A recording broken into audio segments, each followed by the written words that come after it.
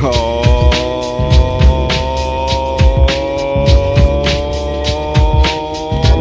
yeah. Welcome out once again as we enter another year, 2025. This is the Remix Morning Show. Bringing you that boom bap breakfast. In case you didn't know, I go by the name of the Ear Doctor, and this is Black Liberation Media. We are here for you and yours. I hope y'all ready for it. But guess what? Right now, none of our hosts are here to start the year off. Imagine that. But big up to everybody tuning in, coming in now. We on their way, they on their way.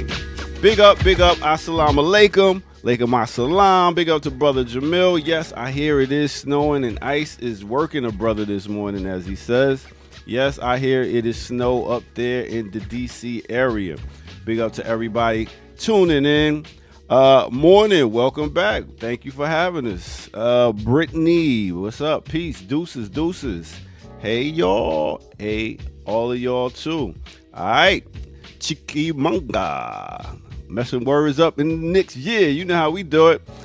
Be More Fighter 20. Good morning, fam. Good morning to you. Zinzabel, peace to y'all also.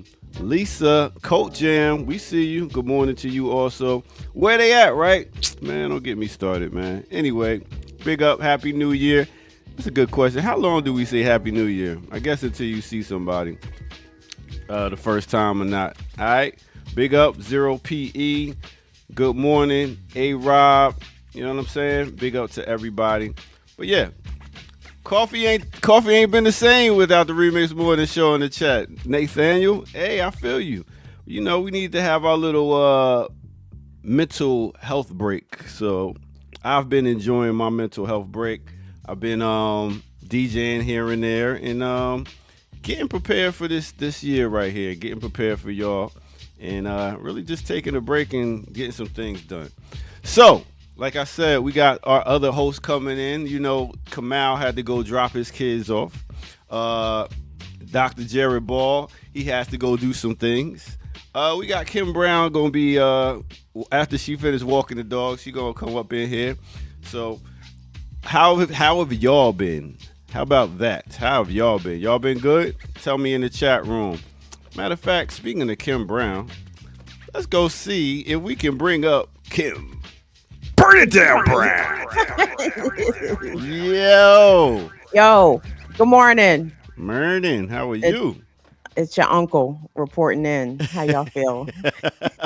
Uncle Felix. What happened to name like Felix? I know a couple of millennial Felixes. Stop playing.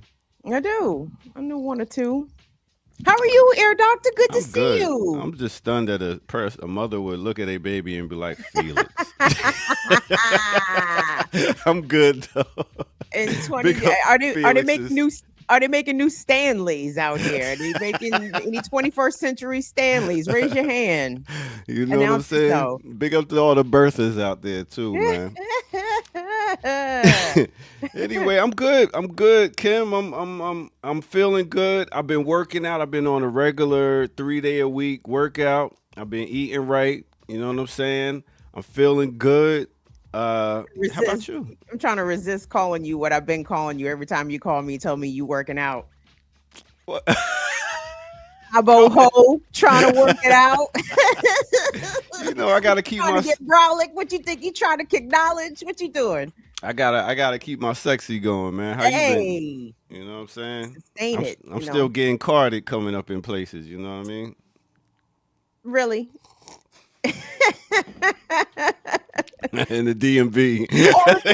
In the DMV, they still carded me. Somebody really asked you for your identification, man. Anyway, nah. during the pandemic, my ID had expired, right? And so, all the state agencies were giving people leeway, don't worry about your ID expired, it's a COVID or whatever. And I think I had this delivery drop me off like a pack of J's or something. And this nigga was really asking me for ID. So I showed him. He was like, but this ID is expired. I said, sir, I am 40. I don't do you get that expired stuff? Like, okay, it's expired, but I am still right. So my ID expired. Does that render me 17 all of a sudden? Like, what the fuck? What are you even talking about? What does this not make me who I am? What are you even saying? Yo, how Mama Brown doing? Mom is doing great. Thank you very much for asking. Mother celebrated a birthday over the holidays. And my mother's still out here kicking lots of butt, man. Okay. You should see her. She has a pit bull. Her pit bull name is Butch. And Butch is a really pretty dog. He's a pretty dog, but it's wild to see my mother with this 70-pound pit bull riding shotgun. You know what I'm saying? So yeah. So my mom is doing it. She's doing it out here. Butch, huh? Yeah, Butch. What's Butch's pronoun? Oh, Butch is he, him all day. This is a boy dog. having a bulldog? No, he's a pit bull. He's official. Like, he's an official looking, like, Butch is like ripped and everything. He's gorgeous. He's blue and white. Like, just a very, very beautiful animal. I wonder who came up with the word bulldagger. Like, what? Why? Why? Why? Say Butch, bulldog. It's just the word just came in my head. I was just wondering. How? Why? Why? How do we sometimes arrive at the destinations we arrive at when the ear doctor is pondering openly? There it is, open pondering. I don't know. Yo, so check this out. So boom. I got my son. He's gonna come stay with me at the end of this week for a while. Very good. What I'm doing is a whole rites of passage with him. Be a father to your child. Really. My father, son. A boy can make a, but a man could raise one. I'm sorry. Yeah, keep going. LOG and the Bulldogs. Big up, Boston. But yeah, so I'm gonna have him stay with me for a while, and we just really I really want to have a bonding time with him, and I really want to I really want to put him on a schedule. And give him purpose, help him to find purpose and figure out what motivates him and stuff like that, and just teach him everything that I know. So we need you to get on the horn with brothers like Jay-Z, who is out here ducking their kids, apparently. Jay-Z ducking his kids? Ducking his kids. Wait a minute. He only got, 3, right? Well, officially, I suppose 3 on the books. He got a couple off the books, kids. Man, I'm not here for Jay-Z slander. Last time we talked about Jay-Z, nigga, you better. Last time we talked about it was all some lawyer bullshit, like I was saying before. But y'all ain't listening to me. Listen, go Google the young man. The young man's out here giving interviews. His name is Ramir Satterthwaite. He's out of Philly Bull. 30-something ear doctor, and he said he's been trying to get Jay-Z on a paternity test for over 10 years, and he said he won't take the test. I ain't touching that. I can't. I'm MC Hammer. I can't touch that. So, but other than that, yeah. Well, anyway, let's hope Deadbeats is getting inspiration from your bonding time that you have planned with your son. Thank you. I appreciate that. I really want to work on a lot of things. Cause I was just discussing with another brother of mine. I was just like, we never take our times to do like a somewhat rites of passage to. How would you even quantify? Like, what is a rite of, or not so much definition, but what is an activity or a whatever that you would consider to be a rite of passage for a young adult? Well, one of the activities I wanted to do is a lot of fathers that I respect. I'm going to get him to sit down and ask the question, what is a man to you? What man inspired you to be more of a man?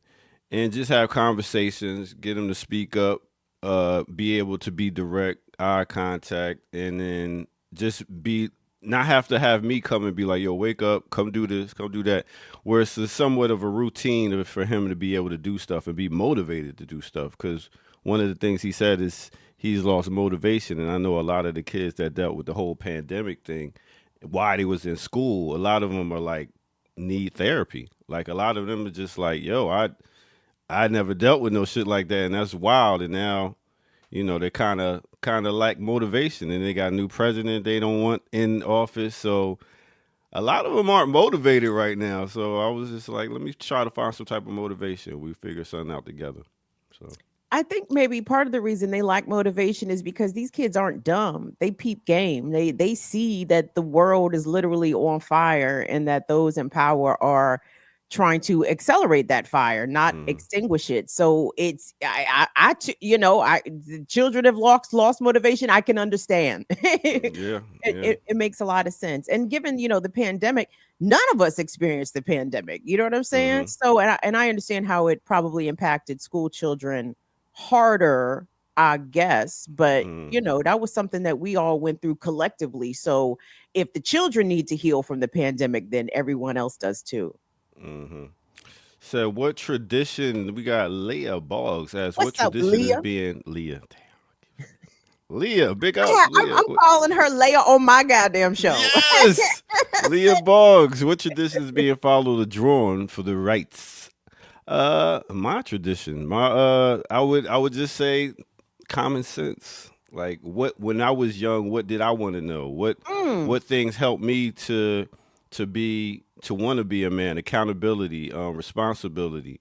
Um, so yeah, things that I would want to know. Like when I became a man, as in my parents passed in the teens, so I had to be like, all right, I had to be thrusted into manhood, and I had to take care of myself and be accountable. So to think about different things that help me to be who I consider a man and I respectable. appreciate that you said common sense because I Mm, think that's something that most people lack. Young people lack some common sense just based off the fact that they don't have a lot of life experience, right? exactly. And I see on social media all the time young kids getting scammed. Like there's a scam going around for the half off plane tickets. People's getting hookups from random folks on Facebook. Yeah, I got this plane ticket half off, and then they get to the gate ready to board, and they getting pulled out of line. Police coming. Hey, this is bought a fraudulent credit card. And then it was a thing with Chase Bank where the kids was depositing fraudulent checks and thinking it was a come up. It's like, nigga, that is check fraud, children. This is That how is you get got. that's a felony. That is Yeah, how you don't get a banking account in your name ever again. So yeah. shit like that, we got to put the kids up on game. See, the kids think that because that they are technologically advanced that they have the ability to see through scams, and they do not. No, they Hmm. don't. And, Mm-mm. and also, it's the whole part of where I'm going to be learning from him also because I wasn't thrust into having feelings like the kids have nowadays. They're in their feelings and they know how to express it, and so it's gonna be this is how I feel on his side, and I'm like, come on, son, don't let those feelings get in your way. Let's just push through because some of them get caught in their feelings. So you got to show them how to push through, but then at the same time, they got to show me like it ain't always about pushing through. You got to respect how you feel at this moment and figure out how to deal with it. So it's gonna be both of us learning. So I'm excited. See, yeah, and I think Gen X in particular has that push. We just gonna push on through. We were raised. Cry? What We the were fuck? raised by boomers who were raised by parents that went through the depression, right? Like my grandparents lived through the depression, sorry. Yeah, every grandparent and parent before that's like, man, please, that's it. Yeah, I go outside and I don't pick this cotton. I'm getting my hands chopped off, and you worried Cotton. about you Damn, worried about your feelings, my oh, nigga. Get the fuck out of here. they was picking blood cotton, shorty. They was chopping off You hands. know what I'm saying? Shit. Well, I take it all the way over to Leopold and everything, but I'm just saying, like, yo, y'all ain't they. We always looking down like, yo, please, that's it. So Yes, but we were not, good as a result of only pushing through our feelings, right? I mean, you didn't have time to process your feelings. You ain't have time to, emote or let it out. You had to push through, okay? yeah. 'Cause if you start acting up, then Cause imagine when my parents passed, I could have been like, "Oh, I can't make it. I can't do it. I don't have nobody." And blah blah blah. Uncles passed, aunts passed, grandparents. I have hardly anybody left. But I could have stayed in that and been like, "Oh my goodness!" But I was like, yo, it happened. Let me keep moving on. And some people suppress their stuff with smoking a lot of trees, drinking, blah, blah, blah. I would say Even it was worse. trees for me. Even Yeah. worse. I mean, listen, crack was available when we was kids. It was. It was. You could have reached for that pipe. You feel me? Like, Yeah. and kudos to you, because those sort of set of life circumstances are not things that people easily move past, and they will pick up drugs or go to the bottle or whatever as a result to numb their pain, or to make them feel better, I guess, about their circumstance. So kudos to you for not getting on the pipe. And I was just glad to understand, start learning my history, and learning about ancestors and stuff like that, and realizing, energy can't be destroyed. So therefore it's always here. So therefore they're always here watching and helping me out through different situations. Speaking about helping me out through different situations, let's talk about Kamal King Franklin. Hey.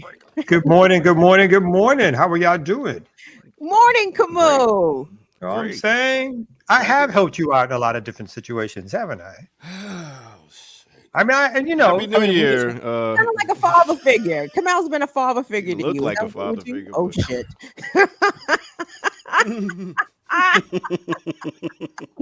Don't take started off on the wrong foot. I thought we were on the right foot. The good foot, Babe's brown foot.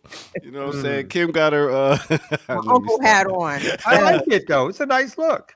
She look like a backpacker from the 90s. Yo, Rasta girl. I got my hair's wet. That's right. It's cold in here. You do look a little John Rastafari. Yeah. That's right. It's snowing up there, huh? Man, listen, dropped 6 big inches up here. 6 to whoa, pause. Grow up. You tried to beat him to the punch. I'm telling myself to grow up too. That grow up was for me also. Yes. I was like, really? It dropped 6 inches on you, huh? All right, continue the story. We're gonna grow up one day. Did it snow in Atlanta? Did you guys get any weather? No, cold. It's really cold. It's like a so-called like Arctic breeze. Whereas my 12-year-old thought it was the perfect time to pull out a skirt. It's like, are you out of your mind? I was like, what's wrong with you? Go like. It's like, why? I don't understand why. I just don't understand. She's light skinned. She's light skinned, so she must have got she must have got a skirt doing Kwanzaa and wanted to show it off to everybody. She's gonna do some light skinned things from time to time. From time to time, apparently. So what? So you made her change, or she had to put on? Yeah, I made her change. I mean, leniency is one thing, but you can't go out. But you can't just crazy. It's just like. It's 20 degrees outside. Now you're just hitting on crazy right now. It's actually supposed to snow Friday here in Atlanta. Oh, really? Yeah, that's what I'm hearing. That's what my daughter said. I don't know. But yeah, how was your break, man? How was your mental health break? Kamal, let's go first. Oh, my bad. You got it was go anywhere because Tennessee, Franklin like to hit the road, baby. Tennessee, you know what I'm saying? Doing the Christmas break to see the fam. So we did that. That was cool. Figuring out camps for the kids so that they're not just laying around all day at home, which they love to do, of course. We definitely have house cats. Couple of meetings here and there. Oh my God, I went viral. Because I said something about Beyonce and the Beehive. What? Ooh, I've never gotten so much bad. It was hilarious. I was like, oh my God, they hate me, right? How could you talk against the queen? I just put up a thing. You just put it up. You never know. You just put that and then bam. I think because I did it directly from her account because somebody else did it. And it's like, so all the Beehive sees it and then they all start to swarm. They really do like the swarm, though. It was hilarious. It was funny. Though. Why would you go to the hive and throw a rock? What did you say? I'm going to have to do it again now because now it's just funny. So now I have to do it again, yeah. What was said? What was tweeted? Oh, it was like she was on the horse with the American flag, waving it. Oh, yeah. And it was just, and I talked about just, how entertainers are for propaganda and distraction. There's all this war and everything else going on right now. And people thought I literally somehow meant that Beyonce should be solving the world's problems, as opposed to, because let's just be clear, there's a lot of the beehive that's not too bright. It's not a bright beehive, but it may be a beehive. As opposed to that, they're like, oh my God, you're saying that she should be solving these problems. Leave that woman alone, kind of thing. It's like, well, goddamn. So she's just a pawn in the game, man. Yeah, but a clear example of what the game is, So you instead of pointing at the game, you pointed at the pawn. You got to do both sometimes. Okay. You got to do both. How else can you show a demonstrative model of what's taking place to show whoever's on that front line holding that stick or that banner how they being played? That's why when people say support the troops, it's like support the troops. Fuck out of here. Like, I know they're a low person on the totem pole. I completely understand the motivations for why folks join. I know it's understand it's working class and poor folks. All that makes sense or whatever, but it still doesn't mean it gets justified or rationalized in a way in which excuses the fact that these people are literally the foot soldiers for an imperialist army. And you got to say that sometimes. Well, I must say she had one of the best performances I've seen. She's one of the greatest entertainers. I must give it to her. I happened to see it at Christmas. You really thought it was one of the greatest performances? I mean, listen, riding in on a horse singing, that shit ain't easy. I mean, the breath control. I'm talking about as an entertainer, putting on a good show, dancing, breath control, choreography. Yes, it was a hell of a show. It's getting old. Well, I mean, yes, I would agree with Air Doctor. She is the best performer alive. I would say that. I don't. She's the best performer alive. Yeah. But emphasis underline alive. Okay, the emphasis on alive. She's the best performer alive, I would say. But I thought that performance it was boring because of the music. Like, that country shit is not slapping. It was in Texas. That's where her roots are. That's what they listen to, country music. Y'all ain't Black get the whole in Texas. Yeah. Well, listening to country. My dad's music? From Texas. Oh, I know that's what they listen to. They rock cowboy hats and all that stuff, yo. That's how they get down. What was your father listening to? Charlie Pride. Who was he listening to? He listened to jazz, but I'm just saying. I mean, for what I know, you ain't got to lie to make your point, Air Doctor. I'm saying, listen, he probably did.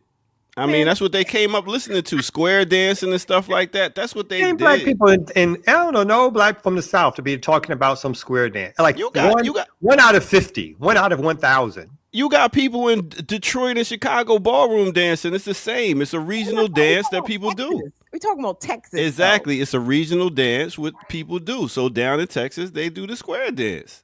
Up in Black people. Yes. I haven't seen a lot of it. Not enough to make. And I do understand, artists are expanding. They should be able to do what they want. I'm not mad at any of that. Mm-hmm. I just didn't find it all that exhilarating. Thank you. That's my thing. I don't have an issue with her, stepping out creatively to step into another genre. I just didn't think it was all that good. Like, like the Jolene girl, you could have kept that. Like, leave Dolly, leave that alone. I mean, she just oversang it, and it's like you kind of take it away from, I didn't dig it.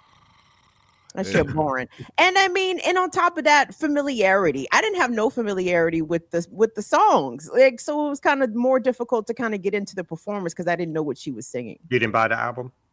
No, I don't have any Beyonce albums. So why are we talking to you, Kim? Because I am an observer and a culture critic of sorts. So you didn't even listen to the album? No. I didn't. I didn't. Goodness, I can't with y'all. You listened to the album? Yes. You liked it?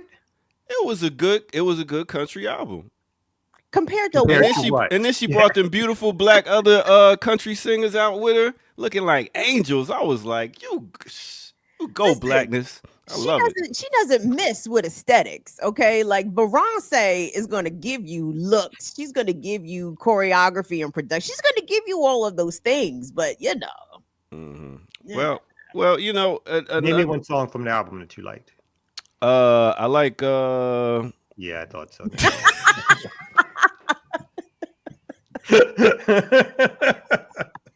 She got this one fast up pace song I like. And it's called. it That one. is. You know what I'm saying? It didn't leave an impression. That obviously, Air Doctor. Speaking of what? Impressions. Impressive is somebody we're going to talk about on Thursday. Guess what's going to be on Classical Breakdown, y'all? We are going to talk about Redman, a.k.a. Reggie Noble, this Thursday at 11 a.m. for Classical Breakdown. Smooth, slick shit. Red still does it for me, baby. He still does it. Yeah. Woo! Yeah, he just dropped this Muddy Waters 2, 32 tracks on it. Woo! We'll talk about it. Oh, he put out new music. Oh, he put out new music. Okay. I'll get to it on the break. How about that? I guess we could go ahead and take a break. Erica Bridown, big up, laced us. Big up to Erica Kane in the chat room. Ricky, aka Ricky Ryan. Big up to Jackie. Yes. Erica Brown, Happy New Year, y'all. Yes, Happy New Year, Sister Erica. All the Ericas. Happy New Year's. Yeah, LJ, Jackie Lukman, Jackie, JB, all the hosts here, doing things. So I guess we could go ahead and take a quick break and come back with some news and stuff. Let me get this together. It's been a while.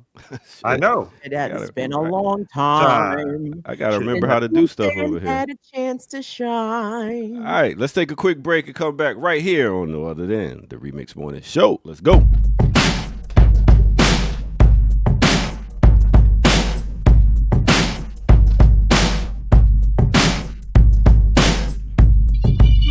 Yes. Welcome out, y'all. Welcome out to the Remix Morning Show. I go by the name of the Air Doctor. Thank y'all for tuning in. Hit that like button. Subscribe if you're new to the channel. Go to patreon.com. Become a member over there. Get footage that's rare. And what you can do for right now is you can go to our website, blkliberationmedia.org, and you can donate over there. And let's start this year off right, y'all. Go ahead and do that. And let's get to it. Let's talk about the weather. I know y'all wondering what does the weather look like, and y'all are at the right place at the right time. Let's start off in the ATL. We got a high today of 41 degrees. Last night it was like 20-something, 22-something degrees. It was brick. Now let's take it up to DC. They got a high today of 34 degrees. They got some snow on the ground, as Kim let y'all know. 6 inches of hard snow fell on y'all. And next, let's take it to Chicago. We got a high of 26. You talking about freezing. Yes, it is freezing cold there in Chicago, so bundle up. Houston, they got a high of 48 degrees. Next, let's take it to Oakland on the west side. They got a high of 63 degrees. Jamaica, we talk about Kingston on the yard. They got a high of 87 degrees. And last but not least, let's take you to Dakar, Senegal. All right, Dakar, Senegal got a high of 80 degrees. Now, let me tell you what was hot. Your boy, he did it again. Uncle Murder, his wrap-up for 2024. Yeah, your boy came with it once again, y'all. Diddy locked up? Oh well, we seen how he beat Cassie up in that hotel. Man, he was dragging up, kicking up. He made a video apologizing for hitting her. Man, imagine all the shit that we ain't seen. When she was living with that nigga and he got angry. Got me like, did he do it? That nigga did it. Did he a rapist? We trying to figure out who else Diddy was on them tapes with. Did he do it? That nigga did it. Did he? You foul. Don't play with the feds. Cop out. Don't go to trial. For 20-some years, you hit that shit. Whatever they saying you did that shit. Even Biggie. Ooh, my goodness. This dude put out a 16-minute song wrapping up the year 2024. So big up to Uncle Murder for being consistent. All right, with that said, let's get back to it right here on the Remix Morning Show. Let's go. The shit they say about Meek and Puffy, but the matching outfits I had on was kind of funny. I actually like that one. Uncle Murder stay with it, man. He stay with it. You find that one beat and just drag 16 minutes. And he called them out. He was like, damn. Oh, yeah. You know they never liked Diddy. Him and the whole G Unit. Oh, why? What they had open? Skills don't do the year-end wrap-up no more. Uncle Murder took it over. He took it over. Like, I mean, yeah, ain't nobody checking for Skills. Skills too busy getting he getting an award for trying to get a Grammy for his poetry album. So he ain't thinking about no wrap-up. Yes, sir. Yeah, man. I like that. See, I like that. I'm not buying that shit, but I like that. I mean, nobody buys it. Yeah. Nobody buys it. You just put it out there, and then you get all the clicks on YouTube and get your money that way. Yeah. So that's what it is. Because he got like a YouTube channel. He's not hosting some show like everybody else at the stage. Him and Method not doing some podcast together. Nah, not that I know of. Maybe somebody should suggest that. Him and Meth, they should do a podcast. I mean, how else they making money these days? Who? Redman and Meth, they should do a podcast together. What do you mean? How they making money? What you talking about? Method Man is getting crazy money with 50 Cent doing Power. They still doing tours. They still doing shows. Yeah, they still getting money. Movies they put out already, still getting residuals from that. How high? Really? I hope what residuals he getting from How High? I hope they are still getting residuals from How High. They deserve it. Yeah, they still getting money. Come on, man. Wu-Tang money. Come on. Yeah, that's dried up money. That's not gonna keep him in a lifestyle. They got different. I mean, you're right. The TV show. Yeah, they got strands of weed. They making money. Oh, that's true. That's true. In light of Uncle Murder's recap, and the topic of his ire, Diddy, and all of his allegations, can I say, have heard zero allegations coming from any members of the Wu-Tang Clan, have heard zero allegations pertaining to my nigga, Redman, Reggie Noble, have heard zero allegations pertaining to Outkast. I'm like, look at my niggas. My niggas is out here being upstanding gentlemen in life. The rest of these dirtbags is out here being dirtbags. I just wanted to point that out. About Wu-Tang putting nothing in nobody's fucking drinks. So big up to the Wu-Tang Clan. Shout out to Redman. Shout out to Outkast out here. All right. Well, it's about time for me I'm not mad at that. Me neither. Makes me very happy. So y'all got the news that Erica laces up. Y'all got some stories and stuff to talk about, or we just gonna yap all day? What we doing? I got one story pulled up. I don't know. Did you send anything to me, Kim? I did not. I might have something coming forth and momentarily, but Sister Erica has already laced us with a run sheet. I love how y'all stay prepared. All right, I'll see y'all. First of all, what's the old saying, Kamal? Showing up is 90% of success or some shit. It's something like that about showing. I agree. Yeah. Showing up is 90% of it. You know what I'm saying?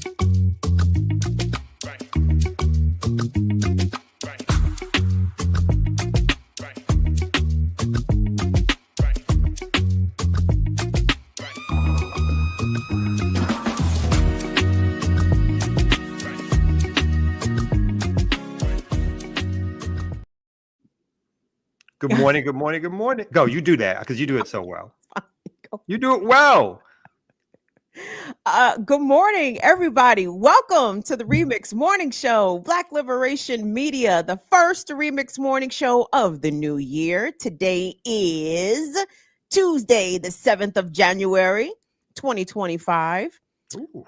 As of yesterday, marked 4 years since the greatest day America has ever seen, when the whites ran up in the Capitol and tore shit up. My favorite. Nigga, that need to put that in Black History Month. How can we make that? Black History Month? I mean, because because it's white on white violence. Black people had nothing to do with it. It was great, except I did not like the Black U.S. Capitol officers who was like helping Mitt Romney get away. I said, nigga, what are you doing? You should let the crowd have mittens. What are you doing? You need to get away yourself, because they're going to turn on you in a hot second. A hot second. Imagine being a Black person, you risking your life for fucking Mitt Romney. Exactly. You're like, I'm like, kick him back. Don't think, get out there. You don't want you. They might forget about me for a few seconds. Let me get away from here. I would have sacrificed mittens first, nigga. He is right there. Go get him. And in 2 weeks, most of them will be receiving their pardon. They'll be getting those who were arrested in jail or in prison will be soon getting out. Again, showing that white violence is never really violence. It's never really against the law when you make the law, when you control the law, when you is the law. For you, white violence is just a matter of what you do when you get ready to do it.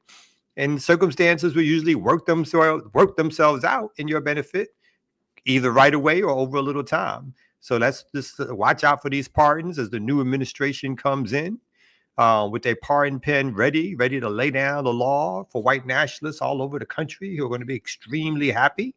Did you see some of the debates online with the MAGA forces, the white nationalist forces versus Elon Musk and so forth? Heard quite a bit about it. Yes.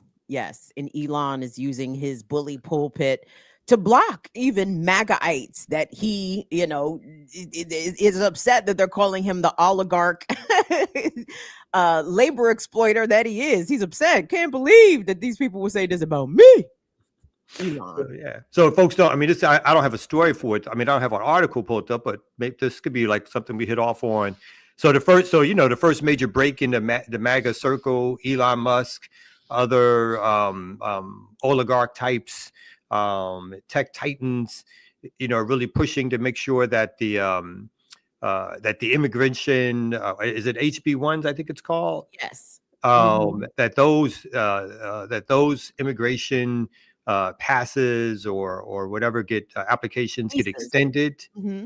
That they increase those, whereas the MAGA nationalists, right, the white nationalists, the hardcore MAGA folks are like, no, when we said no immigration, we meant all of it, because those are jobs, and I quote some of them, that white people could have.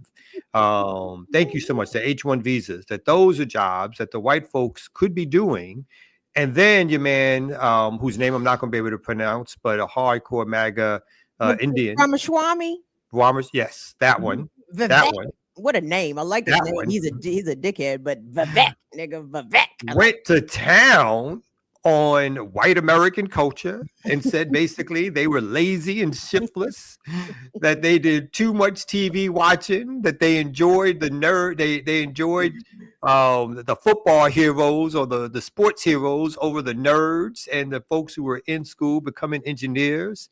White folks, the nationalists again, went AWOL. They went cray over that and basically started blasting him and Musk. Musk therefore used his platform, Twitter, never X, but Twitter, to begin shutting people down, to stop the debates. Mr. Open Debate, Mr. Pro Market of Ideas, began to shut people down. And they had a whole back and forth, whereas and the man Trump came out, he went with the money. He didn't go with his working class white heroes. He went with the money and said, I think those H-1 visas are a good thing actually now. Speaking of going with the money, Jackie Luqman. Hey, Jackie. Gordon. Yeah, well, I'm never going to go with the money because I'm not. If anybody tells me I got to wake up at 6 o'clock in the morning to go chase some money, I'm like, yeah, catch me later on. Yeah. Around. If you got any left, that's cool. Yeah. Hey, Happy New Year, everybody. Happy New Year. Happy New Year. What's going on with the mood lighting over here? Mine? Yes. What is it's very fetch. It's that. Yes, that it's very that, and it's okay.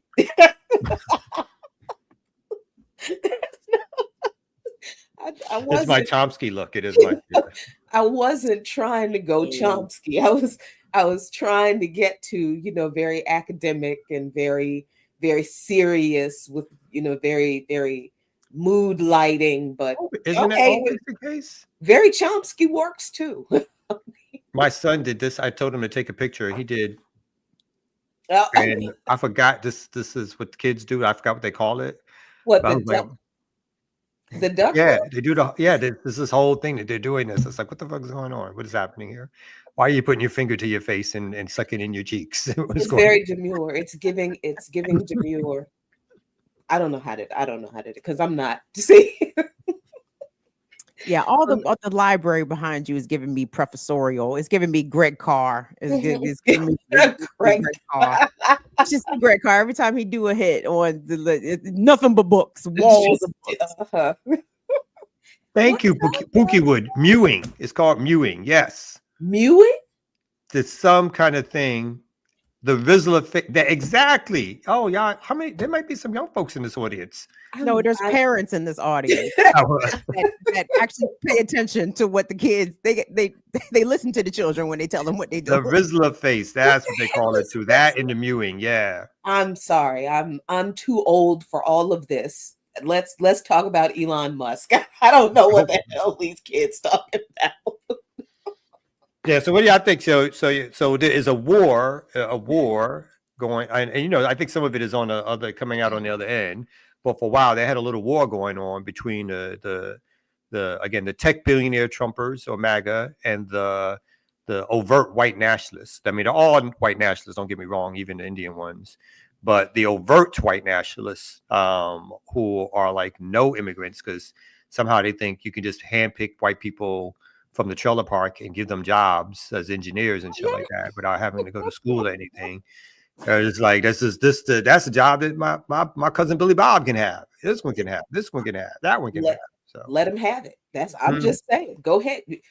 It okay if you are going to, which is I'm sorry, it's not going to happen. It's because it's impossible. You can't. It's like people being afraid of us being re-enslaved. How he gonna do it? How does one? I know people can say these kinds of things. Oh, I'm gonna do this because I'm tired of this, that, and the third. But 330 million people in this country. 440 million guns. Okay. How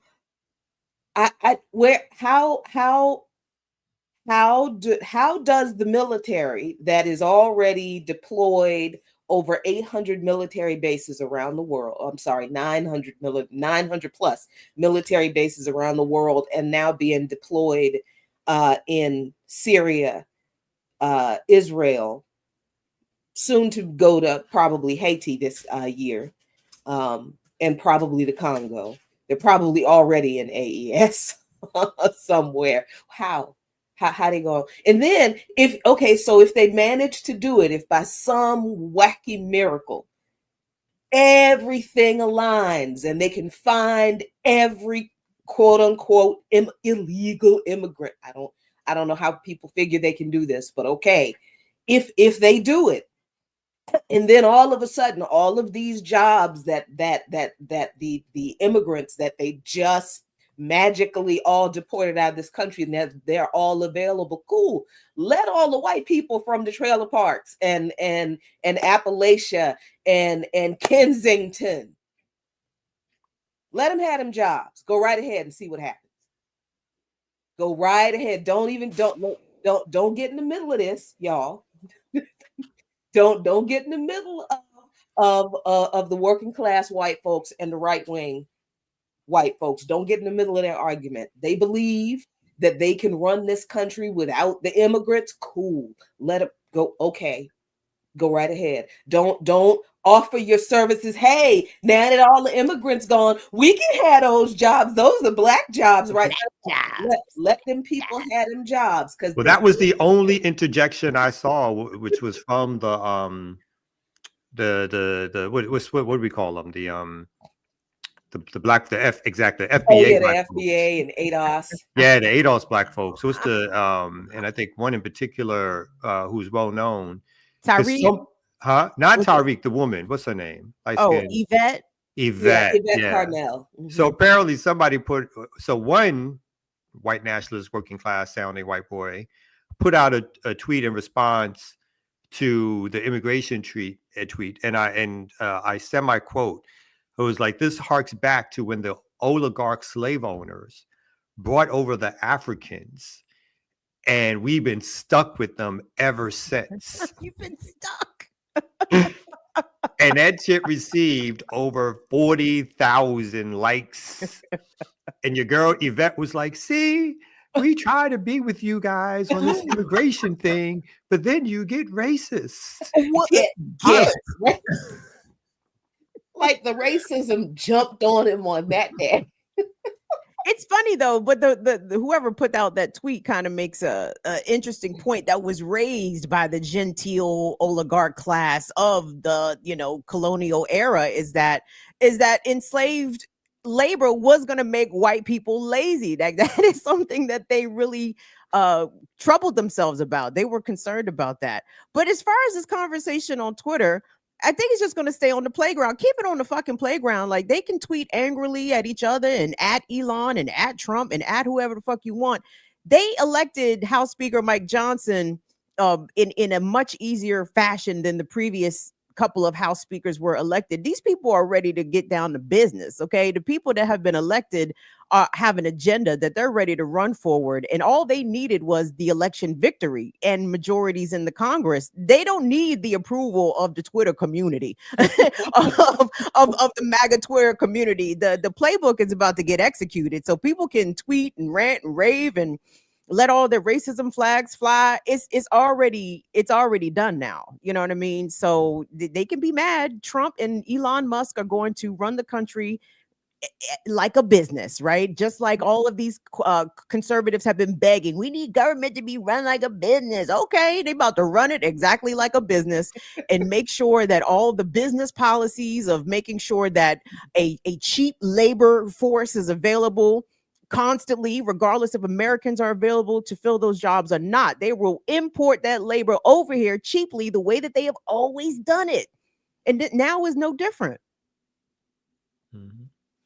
I mean, I'm watching, as you can see. I'm already tired of this year. I'm already tired. Already, I am just the amount of cussing I have done, and we ain't even did a show until today. It's just I've astounded myself with just my level of, oh my God. I'm not. I don't think I'm surprised at the whole Elon thing, because it's like you knew he had to. If you understand the kind of personality Trump has, the man has a personality disorder. He's an incredible narcissist. He's probably one of the most transparent narcissists that I think I've ever seen. Like, usually we have a hard time figuring out if somebody is a narcissist because they hide it, right? They try to hide it. They don't want you to know that the only reason they want to know you or be involved with you is because they want something from you. And they don't really care about you. They just want you to help them. And then you can go to hell for all they're concerned. But most people who are like that, they hide it, right? Because they want to develop the relationship. Trump is not like that. He is not. He is just like, the only reason you are in my orbit is because you can do something for me. And if you don't do that thing exactly the way I want you to do it, get the fuck out of my orbit. And I don't care what you say. And that is this little weird beef that's going on with Trump and Vivek and Musk. And it's very weird because we're seeing like the kind of what do you call it? The divisions within the right. Like you get to see like the infighting that does kind of exist between the Trumpian wing and the regular and the regular capitalists, I guess. But even that doesn't matter, because they will fight together, even openly, even publicly like this. But ultimately, they still have the same goals, the same purpose. And as much as this might be like concerning for the rest of us, we better be taking notes. We better be taking notes about how these folks, we spend a whole lot of time going at each other. And then we go at each other and we leave it on the playground, and then we just go on about our business to our separate corners. And we don't get back to the thing that we're supposed to be fighting toward together. The right doesn't do that. Yeah, they may not all like each other. They certainly don't all agree on everything, but they do have a common goal. And as long as they are working toward that common goal, they can duke each other out in public, draw blood even. Mm-hmm. But that common goal, they will continue to push toward that common goal. So this little thing with Musk, I think Trump knew that, Musk is as big of a narcissist as he is. I think he was blindsided by Vivek because he didn't know Vivek. because Vivek is this he didn't know him, but he said nice conservative things, and it's a nice photo op, right? It's a nice representation. Look, I trumped the white man, picked the Indian, picked the brown man to be a part of my team. Oh, the brown man has said things about my white people. Oh no, we can't have this. Oh no, we cannot have. Wait, remember, Elon's advantage is, of course, that he's already doled out well over $250 million and has endless pockets to make Trump rich, the family richer, resources. And that's what's going to, like, I think there's going to be some ego clashes between, obviously, anytime Trump thinks he's being surpassed in the media, he likes to reiterate that he's the one in charge, starts moving people around and separating them and getting rid of them. And I think the thing that keeps him probably closer to what keeps Elon, who has basically moved in to Mar-a-Lago, whatever it is, with Trump, to be as close as possible to him during this time period. And the thing that keeps him most likely is sort of a stable figure over everybody, particularly the sort of the ideologues, sort of nationalist types, is that Elon's got the money. And he's going to keep laying that money unless there's another replacement to take the place of all that money that Elon's going to be laying on Trump over the next 4 years and his family.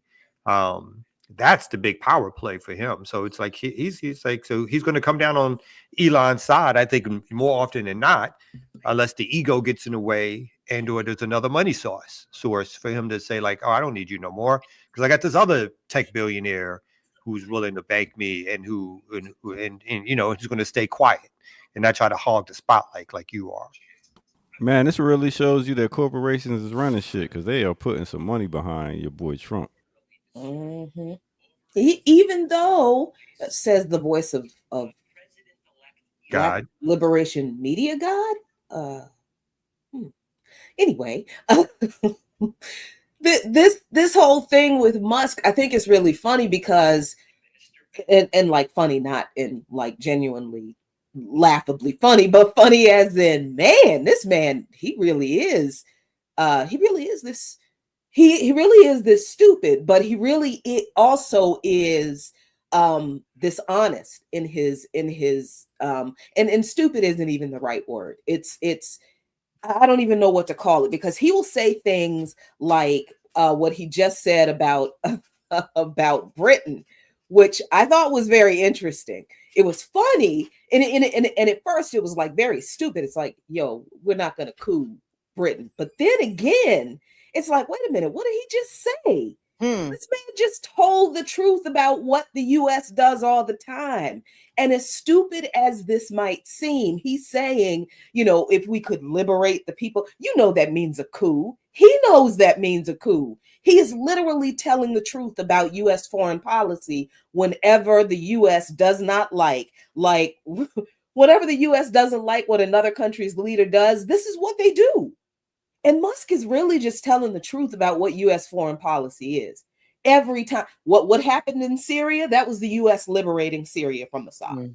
What happened in Iraq, that was the U.S. liberating Iraq from Saddam Hussein. Libya, the U.S. liberating Libya from Muammar Gaddafi. Afghanistan liberating Afghanistan first from the Soviet Union, then from the Taliban that it created.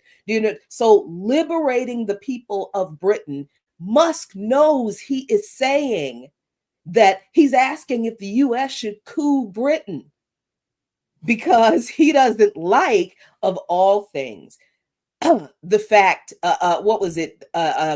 Britain's policies on child sex trafficking. Now, this is the thing I haven't been able to figure out with the right. Their obsession with child sex trafficking since, the 2016 election and the Comet Pizza lie with the child sex trafficking ring. Pizzagate, yeah, Pizzagate. That's what it was called. I'm like, why? How did y'all all of a sudden care about kids? When did this happen? You don't really, but this is a thing now. But it's interesting that this whole Pizzagate obsession with child sex trafficking has come full circle now in the right wing to now Elon Musk talking about cooing the British government because he doesn't like their policies about child sex trafficking. Not about, interesting that he's not saying this because of Britain's policy with the genocide in Gaza, supporting the coup in Lebanon. That, you know, none of those things of police terrorism against African and Muslim immigrants in the UK, none of that, because those are problems in the UK. But he's not concerned about any of that. He's concerned about their policies that he doesn't feel are sufficient in regard to child sex trafficking. So his answer: coup the British government. And he is not kidding. This is, as funny as it seems, as stupid and ridiculous as what he said sounds, he's actually just telling the truth about how the US government handles its problems. So I'm sorry. Check your email. No, go ahead. I want you to play the second video that I sent. Okay. Because Musk, I mean, you guys, Elon Musk is part of the Trump administration. So to your point, Jackie, shit that he says is actually going to have an impact on U.S. foreign policy, to the extent that it always kind of has, because of his stature and his position as a billionaire and as a big government contractor. You know, his words do have impact. But to your point, Jacqueline, about Elon being Trump being such a narcissist, can there be two narcissists?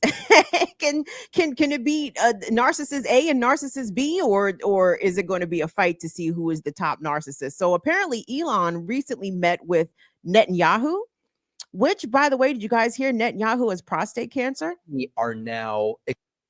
I'm sorry, that was just a side note, but go ahead, run that real quick.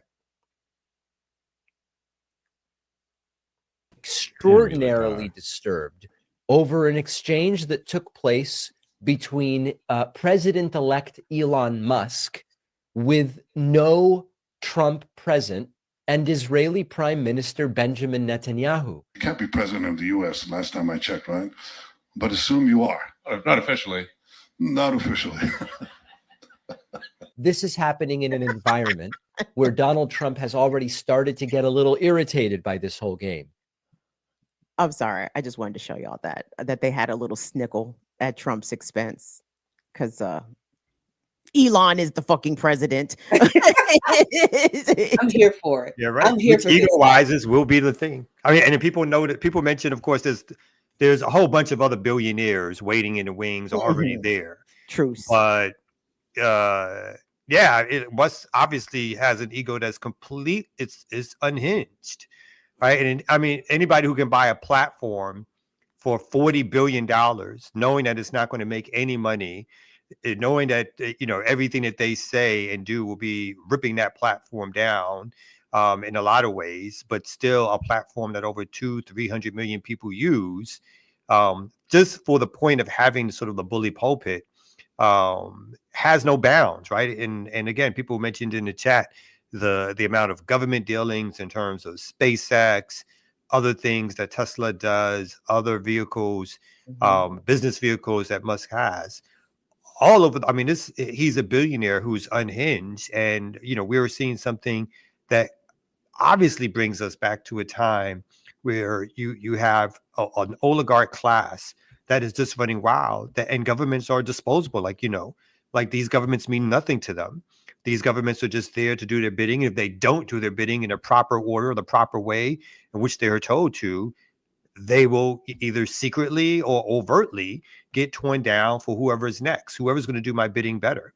And so again, unless the people weaponize or gather to fight back against this, these folks are in a stage of control that we just haven't seen in a long time, in terms of the way the Western world overtly will be run. Not that it hasn't been run like this, you know, since its inception, but the overtness of it is coming back to a level that we haven't seen. You know, there's people are not even hiding it anymore.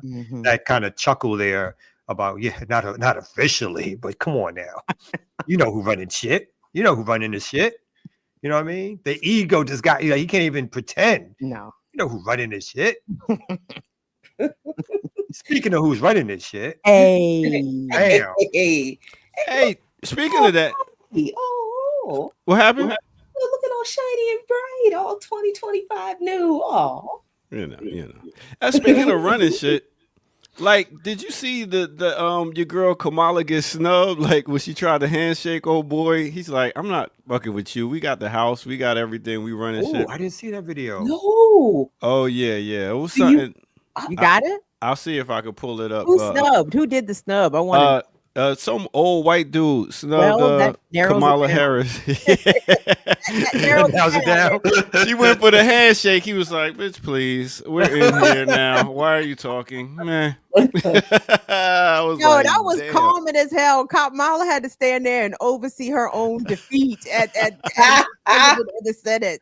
Like, he announced Trump's electoral votes, and it got cheers, and she couldn't even get her shit out because they was cheering. So I'm like, damn. Mm-hmm. And you know what? Good. Yay! Not because Trump won, but because she had to stand there and take that shit after running that campaign.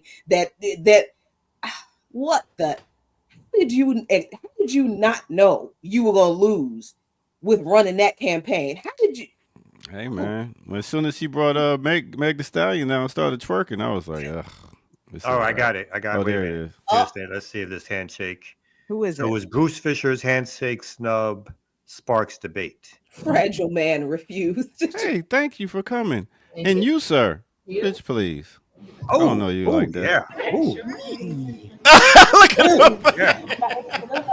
He definitely was like, fuck you and your mama too on that. Yeah. I don't understand why the Democrats don't take a cue from those people. And I don't I mean, I know that, behind closed doors, y'all are friends and y'all kids are married and all this kind of foolishness, but I mean, in public, can you at least pretend like you really hate those people the way you say you do? The way they show enough treat you like they hate your ass. It's the Democrat. They're all about keeping their system together. Mm-hmm. All that fascist talk went out the window, and he invited Trump. Biden invited Trump for a little sit down. It's like, oh, I thought this was like the introduction of fascism into so it's fascism. But, we can still get along and fight. Right. Just, the way Strom Thurmond, right, supposedly, like, so-called the segregationists who he could work with, it don't matter. If it's white is right, they'll get along. They'll find their way. You got to make sure that fascism has a peaceful transition. You know what I'm saying? We have to have a peaceful transition of power. Biden too busy putting gold medals around Denzel and a bunch of other people. So and Hillary Clinton. Yes. For that, we're going to take a mental health break and we're going to come right back here on the Remix Morning Show. Let's go.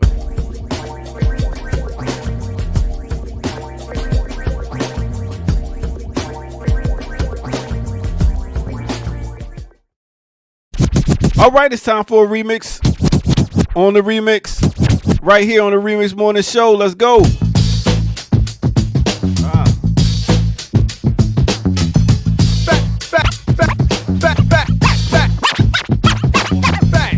What you looking for? The same thing. It's a new thing. Check out this I bring. The roll below the level, cause I'm living low next to the base. Come on. Turn up the radio. They're claiming I'm a criminal. But now I wonder how. Say what? Some people never know. The enemy could be the Frank Guardian. Ooh. I'm now a hooligan. I rock the party and clear all the madness. I'm not a racist. Preach the teach the officer. Cause somebody never had this. Number one, never wanna run about the gun. I wasn't licensed to have one. The minute they see me, fear me. I'm the epitome, a public enemy. Use, abuse without clues. I refuse to blow a fuse. They even had it on the news. Don't believe the hype. Don't believe the hype. All right. Speaking of don't believe the hype, let me take you to a time and place. Let me take you back to 1988. We talk about off the album, It Takes a Nation of Millions to Hold Us Back. And that is Public Enemy. The name of that song is Don't Believe the Hype. Mixed with a little bit of 1991. We talking about off the album Naughty by Nature by Naughty by Nature. The name of that song is OPP. Other People's What? So, with that said, that's your remix on the remix. Hey, hit that like button, subscribe if you're new to the channel. Go to patreon.com, become a member over there, get footage that's rare. And yeah, share like you care. And you can donate. BLKLiberationMedia.org. Go there and donate. That's what you do, man. Help this train keep going. All right, with that said, let's get back to it.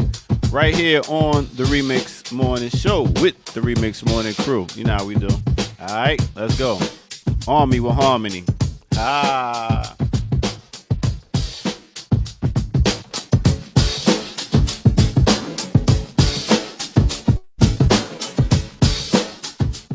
Yeah. Big up to ABC, Michael Jackson, Motown Sound, and all that. What a wonderful use of the sample. It was great. That was hot. Brilliant. OPP, one of those songs of the 90s that my mother was displeased that that her middle schooler was very much into. Naughty by Nature. Yes, indeed. Yeah. Did your mom keep asking you, what does OPP mean? What does it mean? Say it. Tell me. What does it mean? I said, Mama Tretch is saying it. OPP, I can explain it. We take it frame by frame. She just started rhyming. The joint that really had my mother quite disturbed was "I Want to Sex You Up, Color Me Bad." Oh yeah. Yes. That's why I'm saying, like, people who are parents now, like, you cannot clutch pearls. You can't clutch pearls over what the kids are saying and rapping about now. You can't be like, it's all about sex. Shut up, man. Shut up. What was you listening to when you was a kid? Not to say it even is right? It's not, none of it's right, but let's be clear, like that. Children being exposed to sexual content is not the first children's to ever be exposed to sexual content. Like, stop. I'm sorry. We know that our parents listened to Millie Jackson, Red Fox, Richard Pryor, the albums, Dolomite, Red.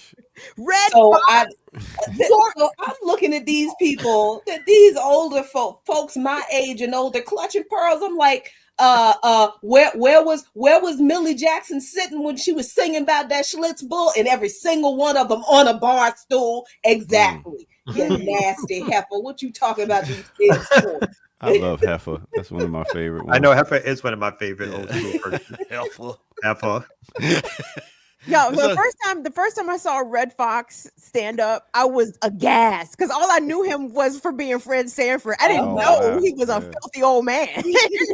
Filthy old man. A filthy old man. Filthy. Yes. Oh, and Esther too. Like who? Like her. I was like, whoa, what? Yes. Oh, that's her live stand up. Was like, ooh. So there you go. That's your remix on the remix. Get you on the next one. Thank you, Ear Doctor. Thank you, remixers. Thank you all so much for being here with us for another year. Ear Doctor reminded us that this is the 4th year, the Remix Morning Show. I said, use a motherfucking lie, but I said, wait a minute, let me do my calculations. 1, 2, 21. I guess it is year 4 of us doing this morning show. So we appreciate all the solidarity, the support, the viewership, the commentary, the chatter-terry, give it all to us here at Black Liberation Media. Please subscribe, please like videos. You guys know that YouTube is hating like a motherfucker, so do what you can. BLKLiberationMedia.org. If you want to support us, you can go to patreon.com/Black Liberation Media. Lots of Patreon exclusive goodies over there, so please go check all of that out. And we thank you guys. Thank you. I agree. And you know what? We lost that one big Patreon. He was only down for 1 month. So we definitely need some more Patreon money. I was so pleased because it was that one big one. And you kept thinking it was going to be a month after month after month. They did it for 1 month. And so I was like, what? Like it slipped. So we need y'all to make up that difference. Who was it? What his name is? Where he live at? I can't tell this. Hit you in the private chat. I'm gonna hit you in the private chat. I'm gonna give you all that info. I'm just saying, we doing things different in 25. True indeed. Let's go to people's houses. I like that. But you brought up how soft the Democrats are in terms of like, well, why don't the Democrats? So I wanted this. It's a month old, but it reminded me of our favorite Democrat. Yeah. You know, this is your man. So he was asked apparently if Biden, this is like in the midst of Hunter Biden being pardoned by Joe, and the reporter asked him if whether or not there should be a pardon for Trump. From Biden. Trump. And if so, why? Let me just play that back a little bit. Pardon Donald Trump. And if so, why? Yes, I do think so. And I think he should pardon all of those people that have been accused and have been targeted so that we can clean the slate. We can have an air of possibilities for the future. If we keep digging at things of the past, I'm not sure the country will not lose its way. Now, remember, President Trump has been indicted, has been convicted on state crime. Also, please remember that the United States Supreme Court has given him immunity.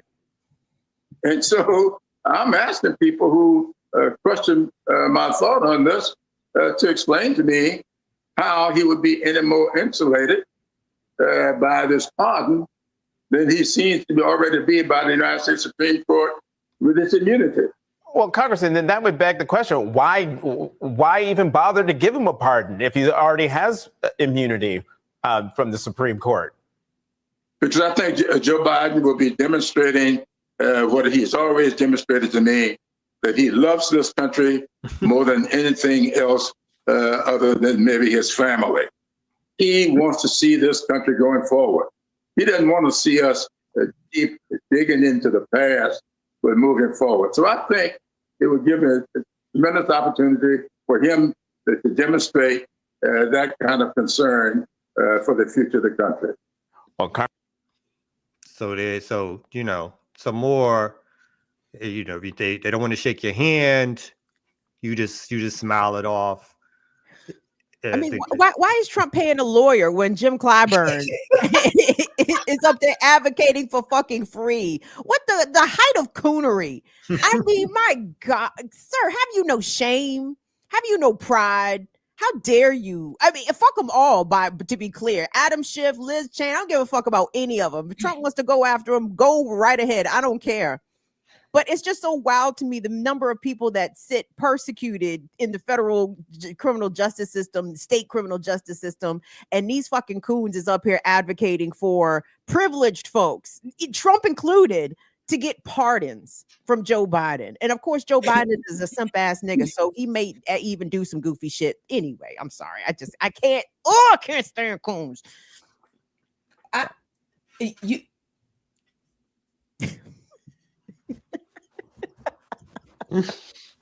She bro. I feel like I'm on coke. I've got to be on drugs for this. Because this level of I have not seen this level of coonery since the last episode of the Boondocks I watched with Uncle Ruckus in it. I just the fact that this so much he said we got to stop digging up the past. Do we, Mr. Descendant of enslaved people? Do we have to stop digging up the past? Do we truly? I don't think we do. I don't think we dig up enough of the past. I don't think there's enough holes around this country of us digging up the past because we ain't never dug up no damn past. So no, we need to dig up a whole lot more past. Love this country, motherfucker. No, and it's, you know, that's his history. That's Biden's whole.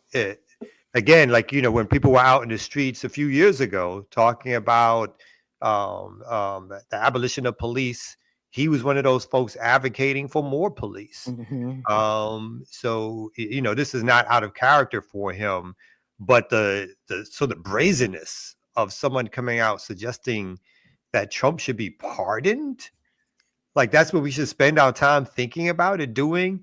Not a statement of all, like Biden should spend the rest of his time period pardoning thousands of people evicted on trumped up drug charges at the federal level. Thousands he could literally exonerate with his pen overnight.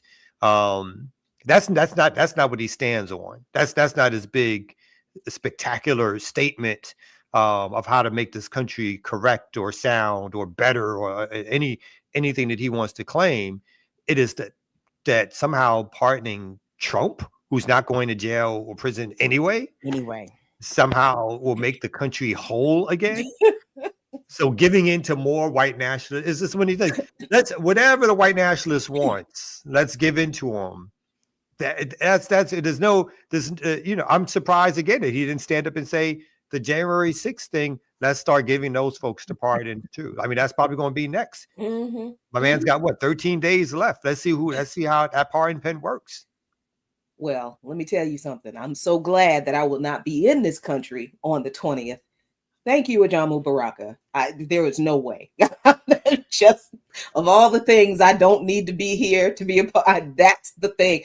Okay, bye. I'll see y'all on the other side. But I mean, just the we saw when the Supreme Court issued that decision to give Trump immunity. What did the Democrats do? What did they say? Right? Like I think I was struck by Clyburn saying so easily, it just rolled off his tongue with no resistance, and there was no like irony in what he said. Well, the Supreme Court just gave him immunity. I'm like, you aren't outraged at that? You don't have anything negative to say about that? You are not like, let me tell you about why the Supreme Court is trash. Because how in the hell are you going to give somebody who's been convicted of all these crimes immunity? And this is also why we probably need a constitutional convention, because if they think the Constitution allows them to do that, I beg to differ. You know what I mean? There was no condemnation of the fact that the Supreme Court did that. It was just like, well, that's just what he did. That's just what they did, and we just have to accept it because it's the Democrats are, what's the word, Kamau? When you accommodationists. I think that's what I'm looking for. If people, I know people have a very hard time wrapping their minds around the Democrats being as bad as the Republicans. I get it. People don't like that. Okay. I've thought about maybe we should take a different track on the way we describe the Democrats. Maybe, okay, fine. People don't like hearing that they're just as bad and just as evil as the Republicans, despite the evidence actually proving that to be true. But okay, let's say then that the Democrats are the accommodationists for the Republicans. The Republicans could not do everything that they do when they are in power if they did not have the Democrats accommodating everything they do and basically just stepping out of the way and not giving them any resistance, right? We never know if anything the Democrats could do to stop them would be effective because the Democrats never stop them. They never try to stop them. They accommodate them doing whatever it is they're going to do. And then they use all of the awful things they did to campaign on in the next presidential election. This is why y'all should have voted for us last time, because see, look at what y'all let happen because you voted for them. Now, don't you want us back? Of course you do, because they're not going to do anything. They're never going to have policies for the people. They have made that clear. AIPAC owns the Democratic Party. That AIPAC admitted that. They're like, look, hey, we spent how much money? $10 million unseating all of these anti-Israel Democrats in your last presidential elections. AIPAC has secured a great victory for Israel in the U.S. presidential elections. That was their announcement.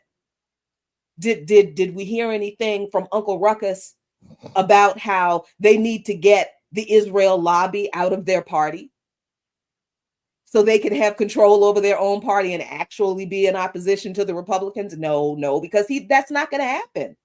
So the Democrats are really, their job, their role when the Republicans are in power is to literally talk big talk, but to be accommodationist in real life, to just step back and let the Republicans do whatever. They're not going to take anybody to court. They're not going to challenge anything in Congress. They're not going to do protest votes. They're not going to walk it. They're not going to oppose anything the Trump administration and his friends try to do.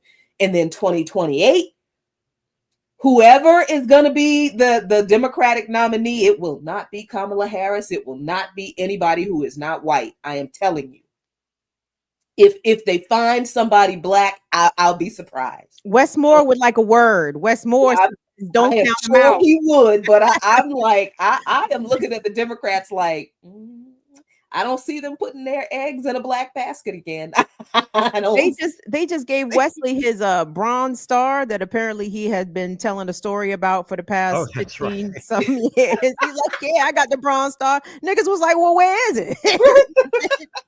Well, you see the paperwork. The paperwork has disappeared. We can but they cleared the way. So Wesley has got his Bronze Star, so now he can run as the light-skinned war hero, war veteran.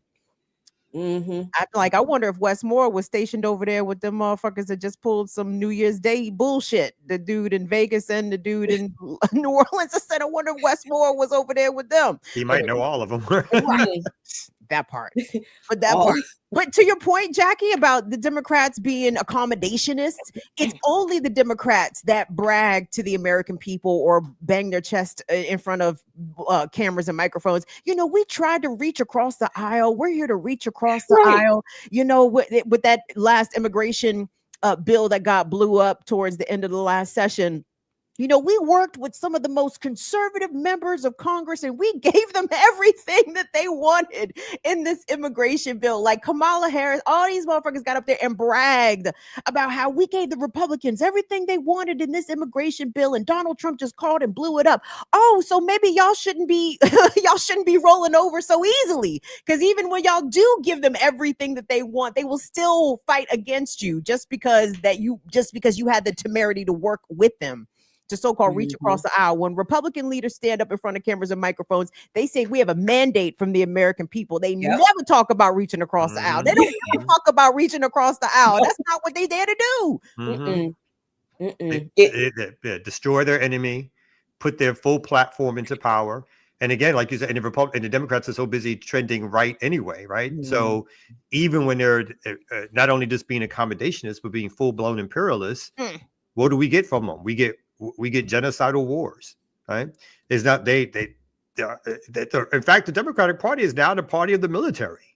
It is now the overt party. And again, I'm not suggesting somehow that the Republicans aren't imperialists still, but they're also America First imperialists.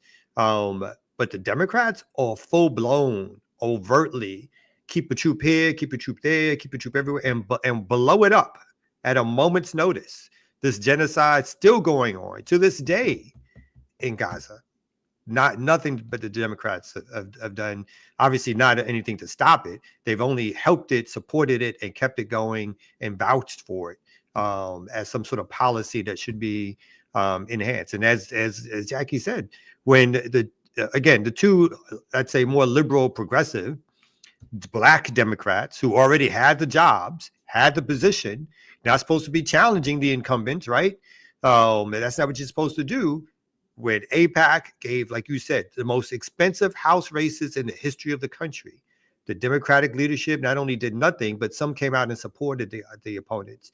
The Congressional Black Caucus said nothing, did nothing, allowed their members of the Congressional Black Caucus to be ran against and to have their seats taken without a peep.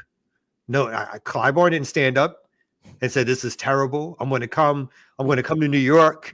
I'm going to come to St. Louis. I'm going to stand with you. I'm going to be with you. How dare they come after our incumbents, our members, for their progressive stance in trying to stop a genocide from happening, or calling it out at least for a genocide, calling for a ceasefire. Did he come out and do the old man talk and the old man walk and go on MSNBC and talking about how fair this country should be and how the party itself should be supporting its incumbents, its members, its most progressive members? Is that what happened? Not at all. He shut the fuck up. But when does he talk? When he believes Trump needs a pardon from Biden. He's all like, can I get an interview with MSNBC, please, for this? I haven't. That's who the Democrats are. Maybe Trump needs his shoes shine too.